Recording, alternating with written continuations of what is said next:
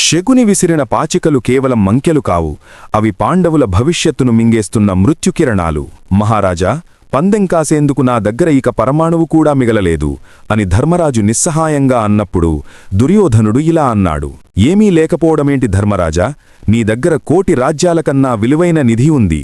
అదే నీ భార్య ద్రౌపది.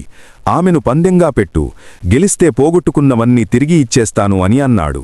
ఆ మాట వినగానే భీమ, అర్జునులు, అన్నయ్య, ఒక్క సైగ చెయ్యి, ఈ నీచుల తలలు నరికి కురుసభను రక్తంతో కడిగేస్తాం అని గర్జించారు. కాని ధర్మరాజు సమయపాలన అనే సంకెళ్లకు బందీయరిపోయాడు.